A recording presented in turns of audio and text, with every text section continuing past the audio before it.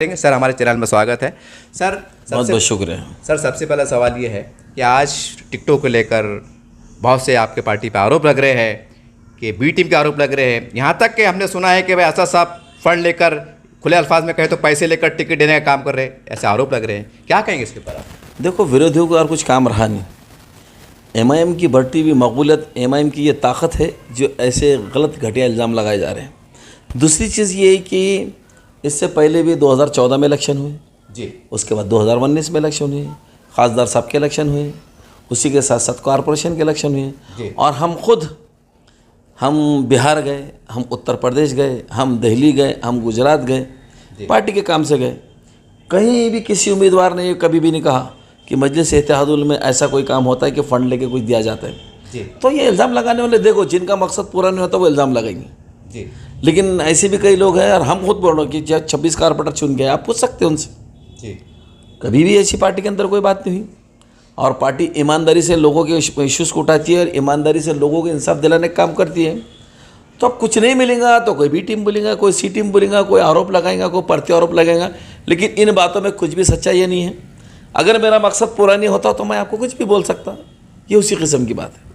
Sir, सवाल ये है कि मैं नाम देना मुनासिब नहीं समझता, लेकिन एक एमआईएम के बड़े नेता कह सकते हैं, सीनियर नेता कह सकते हैं, और उनकी नाराज़गी को लेकर आज ऐसे अफवाह का बाजार गर्म है कि अगर उनके साथ नाइंसाफ़ी होती है या कुछ होता तो एमआईएम महाराष्ट्र में एक भी सीट चुन के आना मुश्किल है। बहुत बड़ी बात कर रहा हूँ साहब मैं। देखिए, बड़े नेता हमारे पास में असद अवैसी साहब, बैरिस्टर असद अवैसी साहब जी, उन्होंने कहा क्या?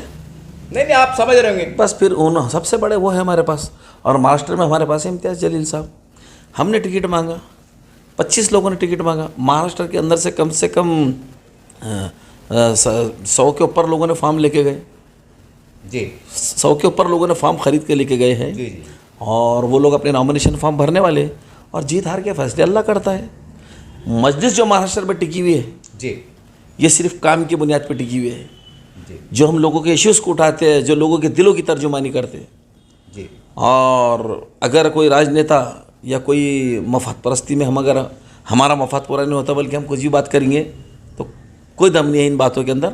देखिए, तंजीम और तहरीक जो चलती है तो ये लोगों के इश्यूज़ को लेके चलती है। मैंने कभी ये नहीं समझना कि मैं तंजीम से बड़ा हो गया। तंजीम से बड़ा कोई नहीं हो सकता।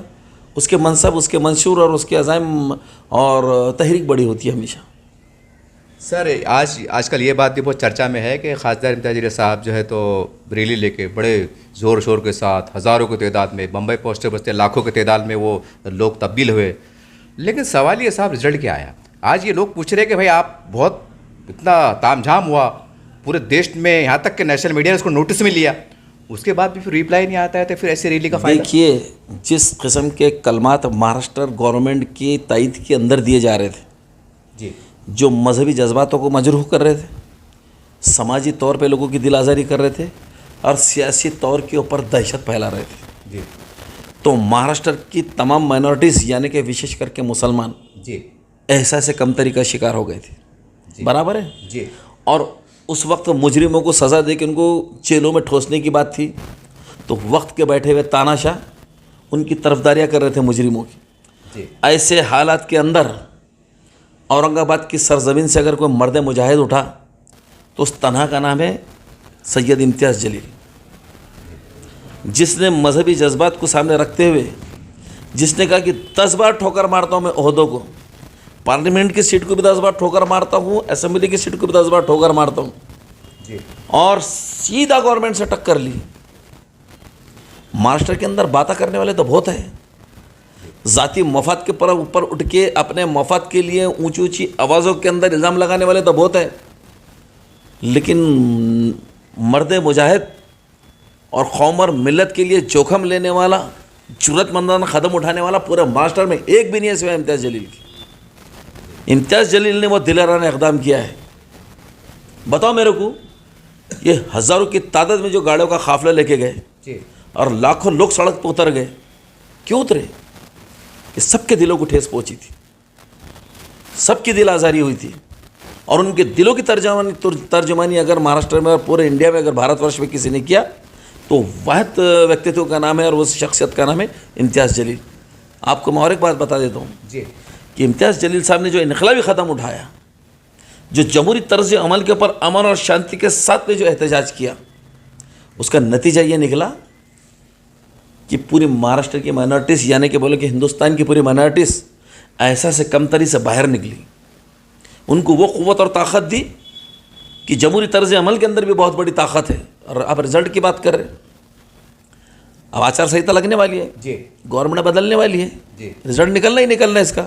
और वैसे भी जब मुंबई गए थे, बॉम्बे में जब गए थे इम्तियाज़ जलील साहब के साथ में, जब गवर्नमेंट का वफद ने आके जब डेलीगेशन लिया तो वहाँ 1 महीने का वक्त मांगा कि एक महीने के अंदर हम पूरा जितना भी इलेक्ट्रॉनिक मीडिया के अंदर जो चीज़ साधनी है उसका पूरा खंगालेंगे, हाँ उसका पूरी तहकीक़ात कर लेंगे जी, और उसके बाद किसी नतीजे पे पहुँच के कार्रवाई कर देंगे। लेकिन हमारे कायदे मोहतरम कुल हिंद मजलिस इत्तेहादुल मुस्लिमीन के सदर बैरिस्टर असद अवैसी साहब ने क्या कहा जी, कि अगर आप कार्रवाई नहीं करेंगे तो इससे बड़ा आंदोलन मुंबई में होगा। तो हम हवा में बात नहीं कर रहे, हम मुजरिमों को कैफे किरदार पहुंचाने तक जमहूरी तर्ज अमल पर लड़ने ही वाले हैं। लेकिन 1000 बार इम्तियाज़ जलील साहब के दिलाना इक़दाम को देखो, सियासत के अंदर जी, लोग अपने मफाद के लिए जी, बहुत झूठी सच्ची बातें करते हैं, लेकिन सच्चा आशिक़ रसूल वो है जो जोखम लेके, अपनी तड़प लेके, अपना दर्द लेके मैदान अमल में उतर जाए। और आज जितने लोग बातें कर रहे हैं ना, आए थे क्या? सवाल वही आता घूम फिर के, आए थे क्या? अरे खौफ के मारे घरों में छुप के बैठ के मोबाइलों पे देख रहे थे, कहाँ तक पहुँचे, अब पुलिस पकड़ती क्या, जब पुलिस पकड़ती क्या, अब क्या होता, जब क्या होता। जिसकी नीयत साफ थी वो मंजिल मकसूद तक पहुँच के रहे। और इम्तियाज़ जलील साहब ने उम्मत मुस्लिमा पे मैं कहूँगा कि बहुत बड़ा एहसान किया है जो उनको ऐसा से कमतरी से बाहर निकाला। और बगैर किसी वजह के इतनी बड़ी माइनॉरिटीज़ को तुमने ऐसा से जुर्म में डाल दिया था। हुकूमतों की तरफ से गलत बयान बेआज़ा हो रही थी, ऐसे टाइम पे ढरस बांधने की, हिम्मत बांधने की ज़रूरत थी कौम को। ये काम अगर किसी ने किया तो सिर्फ वाहिद इम्तियाज़ जलील साहब ने किया है। लेकिन सर एक से एक उन पे ये भी आरोप लग रहे हैं कि जब इतनी बड़ी रैली को निकालना, और ये आरोप लग रहा है कि बीजेपी के इशारे पे हुआ। उस पर फडणवीस साहब का एक बयान है, एक पत्रकार को उन्होंने कहा, फडणवीस साहब ने कहा है नेशनल मीडिया पे, अगर हम चाहते तो उनको मतलब औरंगाबाद में संभाजीनगर में रोक देते। देखिए, इम्तियाज़ जलील साहब ने नेक नियति के साथ में काम किया है जी, और ये जो लोग कह रहे हैं कि फडणवीस साहब के इशारे पे किया है और वो साहब के इशारे पे किया है, ये बुज़दिल और ये कायर लोगों के अल्फाज हैं। और जो फडणवीस साहब ने, गृह मंत्री ने जो स्टेटमेंट दिया कि हम चाहे तो रोक सकते थे, क्यों तक कब रोक सकते थे? इंटेलिजेंस का रिपोर्ट अगर उनके पास रहता कि इस रैली में तशद्दुद होने वाला था तो रोकते थे। उनके पास पूरी रिपोर्टिंग थी कि पुरअमन तरीके से चलने वाला है, ये प्रोटेस्ट पूरा पीसफुल चलने वाला है। तो पीसफुल प्रोटेस्ट को कौन रोकेगा? इसीलिए किसी ने रोका।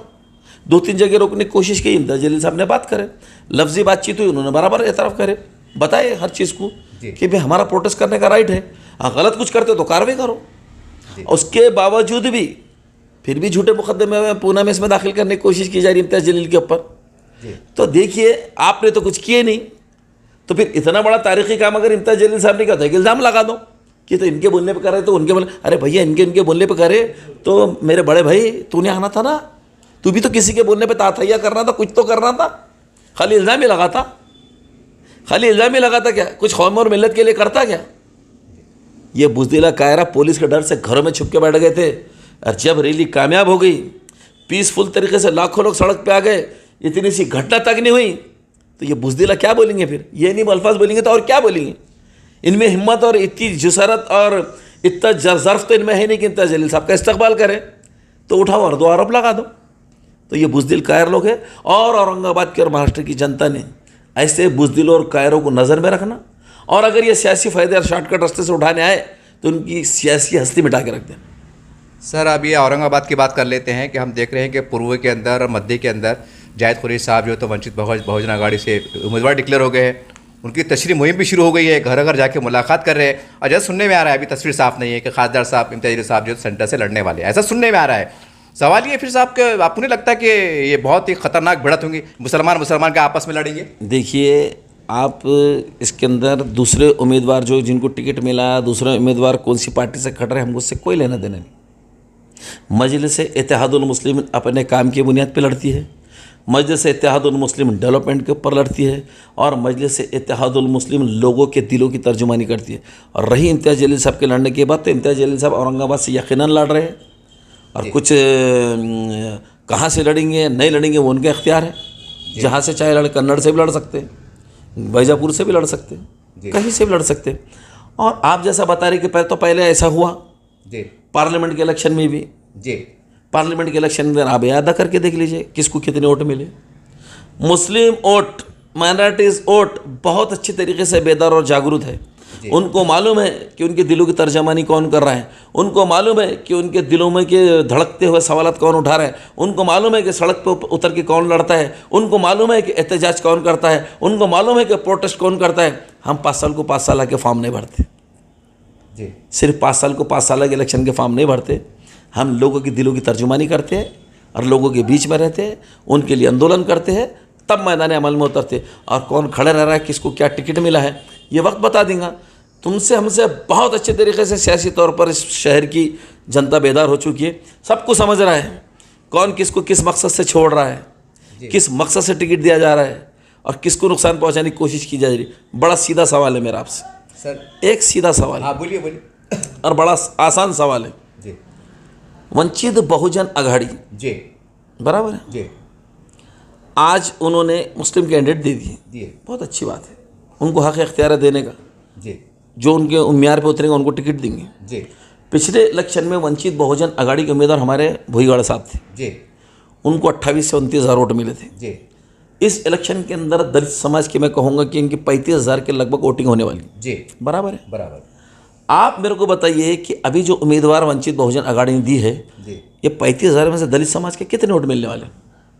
अब साहब तो वो बोले कि हमारे वंचित का उम्मीदवार है, तो शायद वो तो ये कहेंगे कि हम पूरे वोट मिलने वाले हैं। आपका हमारा अंदाजा, तुम और हम जमीन पे रहते ना, ऐसा तो पिछले इलेक्शन में नहीं हुआ, पार्लियामेंट के इलेक्शन में ऐसा नहीं हुआ। 1.5 लाख की अगर 60% भी पकड़ लिया जाए तो वो कम से कम 20-25 हज़ार के आसपास होते साहब। 1.5 लाख की पिछले इलेक्शन में वोटिंग हुई थी, जी उसमें से उनके उम्मीदवार को 60,000 के लगभग वोट मिले, बिल्कुल बिल्कुल। और अदर्स वोट मिला के 70 के लगभग गए थे वो। जी तो बाकी के 29,000 कहाँ, 90,000 वोट कहाँ गए थे?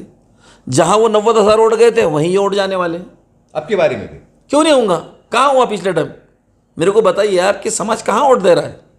आप मुस्लिम उम्मीदवार तो साहब प्रकाश अंबेडकर साहब को वोट देते ना, उनको उनका चेहरा देखकर। देखिए मेरी बात, उनके जो उम्मीदवार थे पार्लियामेंट में, मैं वही बता रहा हूँ आपको, 1.5 लाख की वोटिंग हुई थी दलित समाज की, अच्छा जिसमें से 60,000 वोट मिले। तो एक सवाल मेरा है कि 90,000 वोट कहाँ गए? जहाँ 90,000 वोट गए, इसका मतलब वहीं फिर से एक दरिया बनाया जा रहा है कि ये वोट फिर से वहाँ चला जाए। यानी आप इशारों इशारों में ये कह रहे हैं कि अब की बार जो है तो वंचित बहुजन अघाड़ी के जाहिद खुरैशी साहब उम्मीदवार है, शायद उनको दलित समाज को वोट ना मिले, ये आप कहना चाह रहे हैं? पार्लियामेंट के इलेक्शन में कहाँ पूरे वोट मिले? अगर 1.5 लाख मिलते तो मैं भी मानता था, अगर पूरे 1.5 लाख वोट मिल जाते जितने की वोटिंग हुई तो मैं मानता था। जी लेकिन 60,000 के लगभग वोट मिले, अदर्स वोट मिला के 70 हुए, 90,000 वोट गायब हो गए। ये तो सीधा सवाल है ना साहब। अब मुस्लिम समाज का जो वोट गिरा जी तो 100% वोट पूरे इम्तियाज साहब के साथ आया। जी ये फ़र्क है, ये फ़र्क। तो सवाल ये है साहब, जब ऐसा आज शहर में इस बात की चर्चा है कि इस तरह से अगर जो भी लड़ाई होंगी सियासी एतबार से, तो मुस्लिम क़यादत का जो एक दबदबा है, रुआब है, उसका तो बेड़ा गर्क हो जाएगा ना साहब। कुछ नहीं होता, अवाम बहुत अच्छी तरीके से समझती, लोग बहुत अच्छी तरीके से जानते हैं। मैं बार बार आपको कह रहा हूँ कि वक्तिया तौर पे उछल कूद करने वाले को लोग खातिर में नहीं लाते, लोग दिलों की तर्जुमानी करने वाले को लाते हैं। कौन उनके इश्यूज़ को उठा रहा है, कौन बुनियादी मसलों को हल कर रहा है, कौन रास्ते बना रहा है, कौन पानी पहुंचा रहा है, कौन साफ़ सफाई करा रहा है, कौन लाइटों का काम करा रहा है, कौन हकूक़ के लिए लड़ रहा है, कौन रिजर्वेशन के लिए लड़ रहा है, कौन आपकी सेफ्टी के लिए लड़ रहा है, कौन आपकी ज़रूरतों के लिए लड़ रहा है, कौन आपके हकूक़ के लिए लड़ रहा है। सर लेकिन आप जैसा आपने बताया कि मुस्लिम नुमाइंदा कौंसिल ये काफ़ी में 28-29 दिन की भर्ती आ रही है, बेचारे बैठे हैं, बहुत अच्छे अंदाज से बैठे, वहाँ पर जो है तो प्रकाश अंबेडकर साहब के साहबजादे आते हैं और एक नारे तकबीर अल्लाहू अकबर गूंज के अंदर जो है तो वालियान का इस्तकबाल भी होता है, और फिर उसमें औरंगजेब रहमतुल्लाह अलैह का भी उसमें जिक्र आता है, मतलब उसके बाद तो साहब ये भी तो मुसलमान उसको देखेंगे ना कि एक मर्द मुजाहिद ये कहेंगे कि औरंगजेब रहमतुल्लाह अलैह की बारगाह पे जाते हाजिरी देते, तो इसके असरात नहीं पड़ेंगे? देखिए साहब, आपने जो बात की है अभी, नुमाइंदा कौंसिल पर आके उनके फर्जन ने जो नारे लगाए, हाँ तो अल्लाह की किबरियाई तो हर जगह होनी चाहिए। जी आपने किए क्या, मैंने की क्या, जी ऐसा नहीं है किसी के ऊपर। आपके कुछ सियासी मफाद होंगे इसलिए आप ले रहे हैं। रही औरंगज़ेब रहमतुल्लाह अलैह के ताल्लुक़ से बात किया तो रहमतुल्लाह अलैह ताल्लुक़ से वो अखंड भारत के शहंशाह रहे हुए जी और वो दीन से जुड़े हुए बड़ी शख्सियत गुजरे हुए, जी तो उससे किसको एतराफ़ है, किसको इनकार है उससे? सब लोग वहाँ पे जाते हैं। आज अजमेर वाले ख्वाजा की दरगाह के ऊपर तमाम किस्म के मज़हब के मानने वाले लोग जाते हैं। जी तो देखिए ये चीज़ें जज्बात अलग है, लेकिन जैसा आप कह रहे कि यहाँ नारा तकबीर कह दिए और औरंगज़ेब रहमतुल्लाह के मज़ार पे चले गए, सवाल हमारा ये नहीं है। हमारा सवाल ये है कि जी जिसने आप सल्लल्लाहु अलैहि वसल्लम के ताल्लुक़ से गलत कलमात किया, आपने उसके बारे में क्या की? एक भी लफ्ज़ और एक स्टेटमेंट आपका नहीं है। ये क्या मुसलमान नहीं समझते कि इन चीज़ों को? कौन सा प्रोटेस्ट आपने किए, कौन सा एहतजाज आपने किए, कौन सी गवर्नमेंट से आपने मांग नहीं करे कि उसको उठा के जेल में डालो, और कौन सी आपने मांग नहीं करे कि ऐसी बात करने वाले के खिलाफ में जो है तो सख्त से सख्त कार्रवाई करो? जी हमको तकलीफ़ हुई, हमको बुरा लगा, हमारे दिलों को ठेस पहुंची। हमने बिल्कुल 400 किलोमीटर का सफ़र तय किए जी और जो हमसे बंद हो सकता था जमहूरी तर्ज अमल से वो सब हमने किया। लेकिन ये और आप वो एहतजाज काहे का चल रहा वहाँ? एहतजाज तो उनको इंसाफ दिलाने का चढ़ा ना कि भाई इंसाफ होना चाहिए, कानून लागू होना चाहिए। बिल्कुल बिल्कुल। वहाँ सियासत क्यों चल रही? फिर वोटिंग की बात क्यों हो रही वहाँ? वोटिंग मत कहाँ हुई साहब वहाँ पर? वही वहाँ पर आप देख लो, पूरी क्लिप उठा के देख लो। इसकी बार क्या होना चाहिए, आपकी बार कौन होना चाहिए, कैसा होना चाहिए, ये बातें क्या मफाद हासिल करना चाह रहे थे। तो ऐसी बयानबाजी से बचो। अगर आप किसी एहतजाज में शामिल हो रहे, सवाल ये साहब IMIM के आप भी जिम्मेदार गए, इम्तियाज साहब भी गए, तो फिर क्या ये राजनीति नहीं है उनकी तरफ से? नहीं, शामिल होना आपके एहतजाज के अंदर ये अलग बात है। लेकिन अगर हम वहाँ शामिल होकर कहेंगे कि भाई हम ही सबसे भारी और अब हमारा सुनो और हमारे बोलने पर वोट दे दो, ये तो गलत है ना, ये तो गलत है ना। अच्छा दूसरों के तवे पे काहे को अपनी रोटियाँ सेक रहे? हाँ, इलेक्शन का माहौल करो, आप अपनी बात, अच्छी बात करेंगे लोग आपको मानेंगे, गलत बात करेंगे लोग आपको जवाब देंगे। लेकिन जो मौजू जहाँ होता, लेकिन जैसी आप बात सवाल कर रहे थे कि यहाँ तकबीर अल्लाह अकबर लगा दिए और औरंगज़ेब रहमतुल्लाह का इशू उठा लिए, तो क्या समझना हमने बुद्धू बन जाना? जी मसला तो हमारा ये है। इस मसले में तो कोई समझ आगे नहीं आ रहा, कोई समझ आके हमको सपोर्ट नहीं कर रहा। इतना बड़ा धरना आंदोलन हमने लगे, आपका एक समर्थन का सपोर्ट नहीं है, जबकि हमने आपको दावत दी थी पूरी सियासी पार्टियों को, कोई नहीं आया साथ में। कहाँ हम किसी के ऊपर गिला शिकवा कर रहे? हमको लगा गलत हुआ, हम चले गए और इंशाल्लाह करते रहेंगे, हमको किसी कोई फिक्र नहीं। सर एक सवाल है कि चुनाव इतने नज़दीक आ गए हैं, 2-4 दिन के बाद आचार संहिता लगने वाली है और अभी तक IMIM पार्टी ने जो है तो खासकर औरंगाबाद के लिए पूर्व से मध्य के लिए अपने को पत्ते नहीं खोले, कोई डिक्लेयर नहीं किया है। क्या है, कुछ डर है क्या, खौफ है? कोई डर और खौफ नहीं है। अभी तक इलेक्शन कमीशन का पूरा डाटा ही सामने नहीं आया, उनका प्रोग्राम ही सामने नहीं है। आप कह रहे हैं कि बारिश आने से पहले छाता खोल लो, क्यों खोलना? अब दूसरे पार्टी काम पे लग गए साहब। दूसरे पार्टियों को अगर नहीं समझता तो हमने समझाना क्या? अच्छा। हमारी भी कुछ सियासी रणनीति है, हमारी भी कुछ सियासी टैक्टिस है, तो हमने वो पहले खोल देना क्या? हम तो कितने सुरमा सामने आ रहे हैं, यकीनन MIM के उम्मीदवारों का उनको मुकाबला करना ही पड़ेगा। सर अभी एक पिछले हफ्ते अखबार में पे आया था कि इम्तियाज साहब की तरफ से कि भाई हमने उन्हें एक बात पेशकश की है, लेटर दिया है, सारी बात हुई है। अब मेरे ख्याल से उन्होंने काफ़ी सीटों की मांगनी की है। लोग कह रहे हैं कि भाई इनके 4 उम्मीदवार चुन के आए हुए हैं, 4 की बात करो, 8 की बात करो, एकदम 25, 26, 70 टेस्ट की बात कर रहे हैं। कैसे जानने वाला? आपके यहाँ कैडर्स भी नहीं है। देखिए, ये चर्चा चल रही है। देखिए, हमारा संगठन पूरे महाराष्ट्र में मजबूत है। पूरे महाराष्ट्र में जब संगठन मजबूत है और आप जब हम लेन देन की बात होती तो ना वहाँ आप मौजूद है ना मैं मौजूद है। अच्छा, बात तो हमारे प्रदेश के अध्यक्ष इम्तियाज जलील साहब है, जी। तो अफवाह पर ध्यान ज़्यादा नहीं देना चाहिए। और दूसरी चीज़ रही बात कि इम्तियाज साहब की जो तजवीज़ है, और कल ही हमारे बैरिस्टर कुल हिंद मजलिस इत्तेहादुल मुस्लिमीन के सदर बैरिस्टर असद हफीज़ साहब ने पेशकश की है कि आओ, क्यों तो हम सेकुलर वोटों का बिखराव बिल्कुल नहीं चाहते। अब आपकी ये जिम्मेदारी है कि आप कितने इसके ऊपर संजीदा है, ये पहला आपको दिखाना है। बाद में मौरूद इल्ज़ाम MIM को, इम्तियाज जलील साहब को, असद हफीज़ साहब को ठहराना बंद कर दो। अब ABC बहुत बोलते थे, अब हमने तो पेशकश कर दी। ठीक है, अगर हम आसमान मांग रहे हैं, आप ज़मीन की तो बात करो, लेकिन बात तो करो।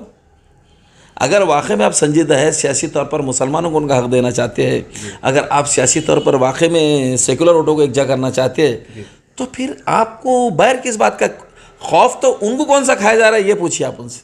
कौन सा खौफ आपको खा रहा, कौन सा डर आपको खा रहा कि आप जो है तो खुल के बात भी नहीं करना चाह रहे? करना तो पड़ेगा। सर आज ही मैंने अखबार में पढ़ा कि अखबार में असद साहब का बयान आया हरियाणा के नताइज को लेकर कि वहाँ पर तो मैं नहीं था, फिर आपकी हारे कैसा। और अभी उन्होंने कांग्रेस पार्टी को खुले तौर पर ऑफर दिया है कि अभी भी सुधर जाओ, संभल जाओ, मैं आपके साथ आने को तैयार हूँ। तो उसको कैसे देखते हैं इनके बयान को? आज का बयान है सीधी साफ उनकी मकसद और साफ हमारे सदर मोहतरम की नीयत, उनकी नज़र, उनका बयान ये दर्शाता है और ये सबूत है इस बात का कि वो सेकुलर वोटों को बिखरना नहीं चाहते। सेकुलर लोग एक जगह आएंगे तो ही बीजेपी हार सकती, बराबर है। इस मकसद के तहत हमारे सदर मोहतरम का ये बयान है, और इससे ना कुछ ऊपर है ना इससे कुछ नीचे, और ना इसके अंदर कोई नुस्ख निकालने की कोशिश करें। बड़ा सीधा सीधा और साफ साफ है। यही बयान इम्तियाज़ जलील साहब भी दे रहे हैं, यही बात इम्तियाज़ जलील साहब भी कर रहे हैं, वही बात हमारे सदर मोहतरम भी कर रहे हैं। लेकिन अब देखिए बात उनकी है कि उन्होंने किस तरीके से सामने आते हैं। सर विरोधी जो है आपके एमआईएम पार्टी के वो अक्सर ये भी करते हैं कि जब चुनाव आएंगे, जलसे होंगे, नारे तकबीर अल्लाह अकबर होंगी, अल्लाह रसूल की बात होंगी, कुरान हदीस की बात होंगी, राजनीति भी है क्यों? इसलिए बोलते हैं कि कट्टरवाद पार्टी है। क्या कहेंगे आपके विरोधी? देखिए सियासत, मज़हब से अगर सियासत निकल जाए तो फिर रह जाती है चंगेज़ी। वो किस तरह से? बात यही है ना कि अगर हमने खुदा की किबराई का नारा लगा दिया तो आप बुरा मान गए। आप रोज़ अनाप शनाप नारे लगाते, हमने कभी कोई एतराज़ नहीं करे। आप तो जानबूझ के उकसाने वाले नारे लगाते, हमने कभी बुरा नहीं माने। और हमने खुदा की किबराई का नारा लगाया तो आप कैसा बुरा मान सकते? क्यों मान सकते? कोई कट्टरता की बात नहीं थी। बताओ एक मिसाल दो, आपको कहा कट्टरता की बात करें हम? अब लोग कहते हैं कि नारे तकबीर लोगों का छोड़ दो, लोगों का छोड़ दो, बयान बताइए ना। असद साहब का बताइए, इम्तियाज़ जलील साहब का बताइए, किसी आमदार का बताइए, किसी कॉरपोरेटर का बताइए कि अगर कोई गैर मज़हब के दूसरे मज़हब के लोगों को ठेस पहुंचाने वाली या कोई कट्टरता वाली बात करें। अगर मुस्लिम समाज पीड़ित है, अगर मुस्लिम समाज को सियासी और समाजी इंसाफ की ज़रूरत है और उसकी आवाज़ को अगर बुलंद किया जा रहा है, उसको अगर इंसाफ दिलाने की बात की जा रही है, तो क्या कट्टरता हो जाती है? क्या कट्टरता हो जाती है? और जो बैठ के मुजरिमों को पनाह दे रहे हैं, उनकी चापलूसियाँ कर रहे हैं, अपने मज़हब की बात को उठा रहे हैं, अपने मज़हब की बात को उठा के दूसरे मज़हबों को बुरा बोल रहे हैं, उसको क्या कहेंगे आप? उसको तो खुला खुला आतंकवाद कहना चाहिए। मजलिस इत्तेहादुल मुस्लिमीन सारा काम क़ानून के दायरे में रह के, जमहूरियत के दायरे में रह के, जमहूरियत के तर्ज अमल के पूरे तकाज़ों को पूरा करते हुए सियासत करती है। सर खासदार साहब पे ये भी आरोप लग रहे हैं, सोशल मीडिया खगाल के देख लीजिए, आपके अभी चुनाव शुरू भी नहीं हुए हैं तो टिकटॉक लेन देन हो रही की बात हो रही है, पैसों की बात हो रही है कि बड़े पैमाने पर पैसे का लेन देन होने वाला है, मतलब किसी को गिराने के चक्कर में, किसी को उठाने के चक्कर में। ये बात तो कैसे देखते हैं आप? देखिए कौन लोग हैं ये? वही लोग हैं जो खसे नहीं बिल्ली खम्बा नोचे। मैं बार बार आपको कह रहा हूँ, जो कोई मैदान अमल में आएंगे नहीं जी।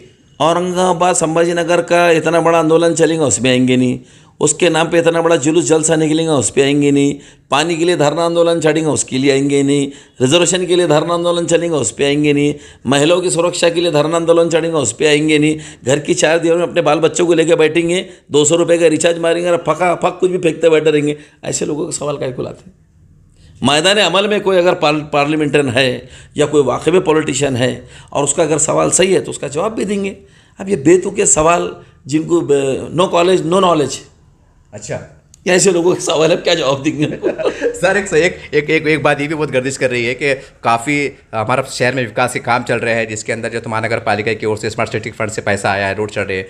खासदार साहब पे खुले आरोप लग रहे हैं, आप देख लीजिए आप कि भाई वो सरकार पैसा दे रही है, सरकार की अपना योजना है, खासदार साहब जाके रिबन काट रहे हैं। इसके ऊपर क्या बोलेंगे? हो गई अब बात। हाँ, आप इसका बहुत तफसीली जवाब मैं आज आपको दे देता हूँ। दे दीजिए। स्मार्ट सिटी का फंड बोले तो किसकी अब्बा की जागीर है क्या? क्या किसी ने अपने अपार्टमेंट से खोल के लगे स्मार्ट सिटी में रख दिया, उसमें से काम चल रहा? ऐसे सवाल कर रहे हो। स्मार्ट सिटी का फंड कहाँ से आया? सरकार के पैसे। सरकार का पैसा। कौन सी सरकार का पैसा है? आवाम की जनता की सरकार। और किसकी सरकार? आवाम जनता की सरकार नहीं है, सेंट्रल गवर्नमेंट का पैसा है। मालूम नहीं है? हमसे सीखते हमको सिखाने की बातें करते लोग। सेंट्रल गवर्नमेंट का पैसा है ये। 100 करोड़ रुपया जी, 1000 करोड़ रुपया औरंगाबाद डिस्ट्रिक्ट को स्मार्ट करने के लिए आया हुआ है, समझे? और स्टार्ट में जो रोडों की लिस्ट बनी, 29 रोडों की लिस्ट जी, तो जितने आमदार खासदार शिवसेना और सत्ता में बैठे हुए लोग हैं जी, एक मुस्लिम एरिया का रोड नहीं डाले उन्होंने। उसके अंदर कहाँ है ये कुदिया मारने वाले जो बातें कर रही थी? तो मालूम है क्या कुछ? काला अक्षर भैंस बराबर। जब 29 रोडों की रास्तों की पहली लिस्ट निकली, उसके अंदर एक मुस्लिम एरिया का, माइनॉरिटी एरिया का रास्ता नहीं था। ये आरिफ हुसैनी तुम्हारे साथ बैठा, सामने बैठा हुआ है। हुकूमत महाराष्ट्र तक मैंने प्रोटोकॉल के इसके ऊपर पोर्टल पे कंप्लेन डाला सीएम के। मैं बोल रहा हूँ, मैं जी, सबूत देता आपको, है आपके पास? सबूत दे रहा हूँ। आप भोए साहब इंजीनियर को पूछ लो, मेरे को जवाब भेजे उन्होंने कि बहुत जल्दी में इसका डीपीआर तैयार करें और स्मार्ट सिटी के फंड के अंदर आपके डिमांड के ऊपर ये रोड लिया जाएगा बोल के। जो मैंने दमड़ी महल से लेकर तो चंपा चौक का रोड बनाया। क्या बात करेंगे जी? ये समझता कि ये लोग जो बात कर रहे तो नो कॉलेज नो नॉलेज लोगों ने सवाल नहीं करना। मैंने सीएम को कंप्लेन करा, मैंने महाराष्ट्र गवर्नमेंट को कंप्लेन करा, मैंने कई बार कमिश्नर को कंप्लेन करा, खासतौर से दमड़ी महल से चंपा चौक तक का रास्ता बनाने के लिए। जी जी, पहला माइनॉरिटी रोड और पहला मुस्लिम एरिया का अगर कोई रोड था जिसको हमने ये फंड के अंदर शामिल कराया, हमने शामिल कराया भाई मेहनत करके, उसका नाम है आरिफ हुसैनी। ये रोड बना चंपा चौक से यहाँ तक का। फिर उसके बाद इम्तियाज़ जलील साहब, फिर इसके बाद में नासिर सिद्दीकी साहब, सब ने इसका रिप्रेजेंटेशन करे और अपने मुस्लिम एरिया के अंदर कितने रोड बन सकते थे सब वहाँ से खींच के लाए। ये खींच के लाना पड़ता। मालूम है क्या कुछ टोटल रोड कितने बने? जब पहला पैकेज, जब पहली लिस्ट निकली, दूसरी लिस्ट निकली, तीसरी लिस्ट निकली, तो ऐसी ऐसी जगह सत्ताधारी लोगों के, शिवसेना बीजेपी के लोग रास्ते बना रहे थे जहाँ रास्तों की ज़रूरत नहीं है और जहाँ रास्ते पूरे टूटे वहाँ बनाने को तैयार नहीं।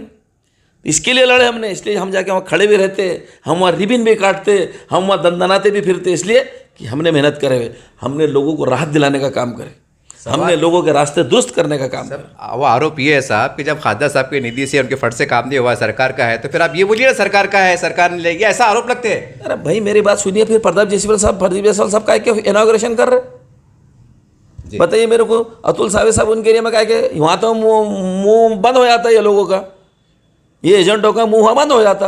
उन्होंने भी तो औरंगपुर के रास्ते का स्मार्ट सिटी के फंड का उन्होंने इनॉग्रेशन करे, उनके जेब में पैसों का था क्या? क्योंकि उन्होंने वो रास्ता डाले हुए है, उन्होंने वो रास्ते की डिमांड करे तो रास्ता मंजूर करा के लिए, इसलिए इनॉग्रेशन करे। और रही बात जो एजी कंस्ट्रक्शन के हमारे असलम सेठ है, जी जी, उनसे पूछिए आप कि ये रास्ता किसने मंजूर करा के दिया, उनको कमिश्नर के पास बुला के, वो जवाब देंगे आपको। लेकिन कोई भी आके खड़ा जाएगा ऐसा वैसा यूं त्यों करेंगे, इसका क्या जवाब देना हमने? किसका जवाब देना बोलो ना? तो लोगों साहब खुला कह रहे हैं कि भाई हलवाई की दुकान पे दादा इनके फातिया। अरे भाई ये तो वो लोग हैं जिनको जलेबी भी नसीब नहीं होती, गुड़ भी नसीब नहीं होता, वो तो कुछ भी बातें करेंगे। वो जिनको नसीब, काला अक्षर मैं बोल दिया ना, नो कॉलेज नो नॉलेज। जिसने कॉलेज ही नहीं देखा उसको क्या नॉलेज रहेगा? अब मैं पूरी डिटेल आपको बता रहा हूँ। कराड़ साहब आके ओपनिंग कर रहे हैं, कभी अतुल सावे साहब वोट कर रहे ओपनिंग कर रहे, तो कई प्रदीप जायसवाल साहब ओपनिंग कर रहे। तो क्यों कर रहे? इसीलिए इम्तियाज़ जलील साहब भी करें कि जितने रास्ते की उन्होंने मंजूरी ली है उन्होंने वहाँ की ओपनिंग करेंगे। ये कोल्टनवाड़ी का रोड जो बना जी, हरसुल का, अच्छा, कमिश्नर साहब से पूछिए आप किसके बोलने पे करे उन्होंने, और वो रोड को मंजूरी दिए। खाद्दा साहब की कोशिश है इसका तरह। मैं क्या बता रहा हूँ फिर आपको, यही बात है हकीकत। अब ये कहेंगे कोई, अब बात करने को तो मैं भी बहुत कुछ बोल सकता।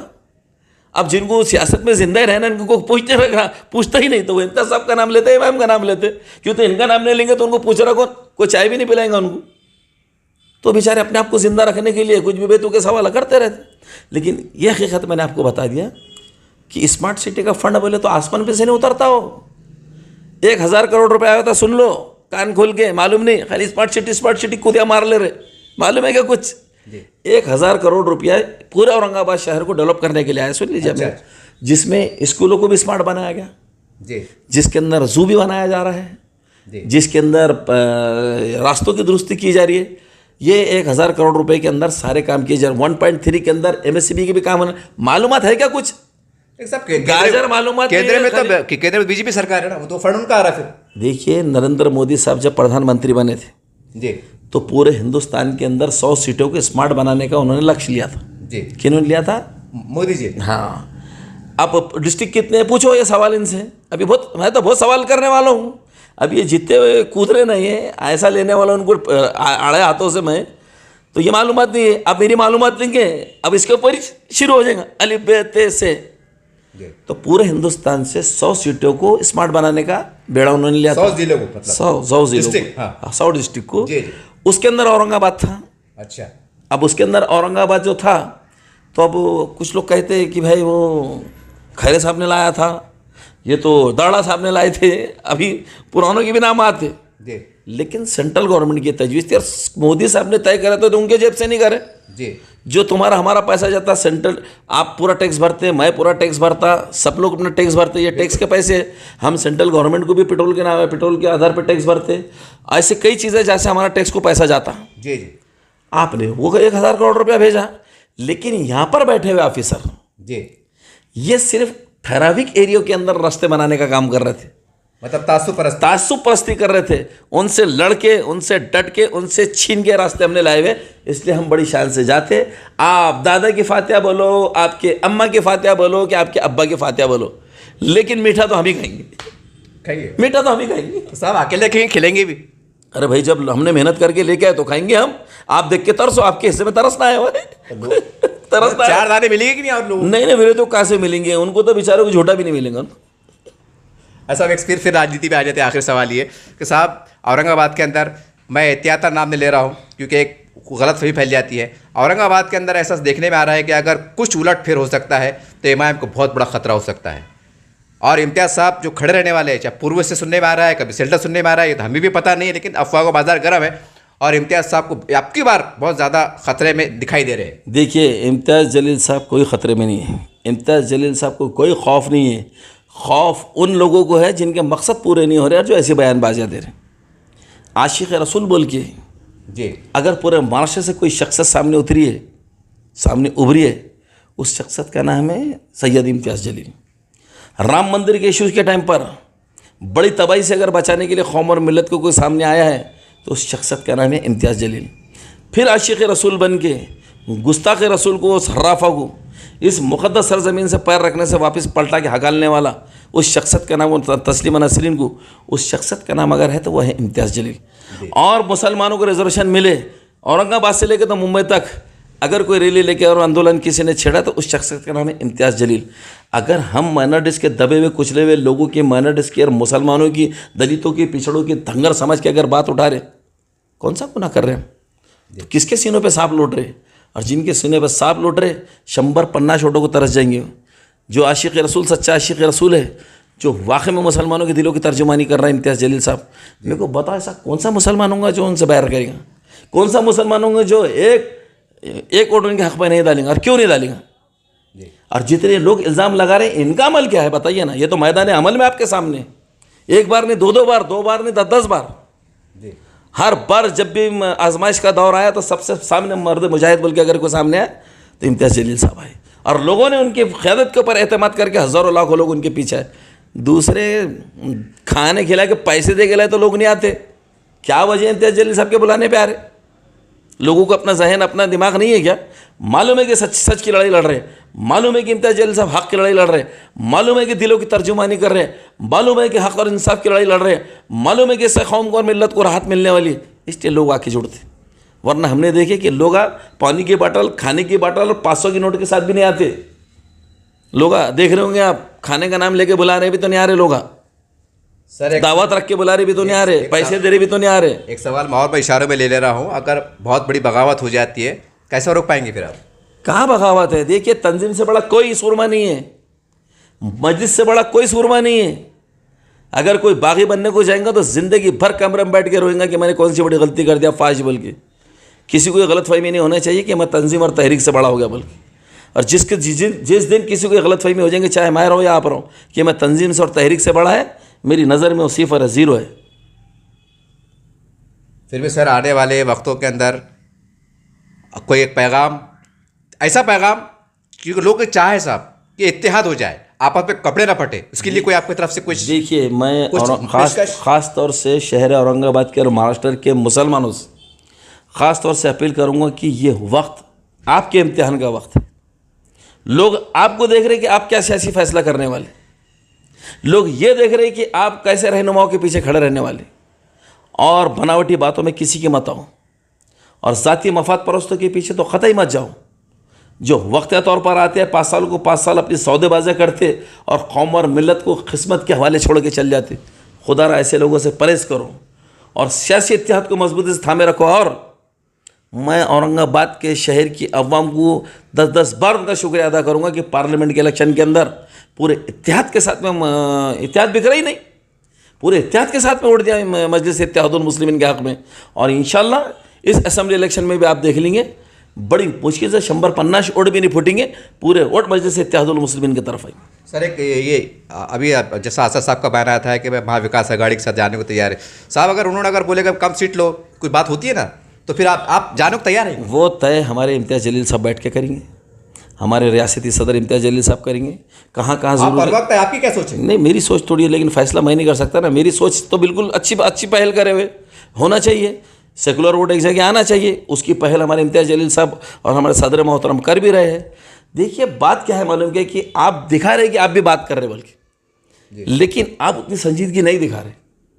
जैसा आपने कहा कि अब तो वक्त आ गया, उम्मीदवार डिक्लेयर कर दो। अरे भाई, ये बातचीत चल रही तो कैसा डिक्लेयर करना बताइए ना।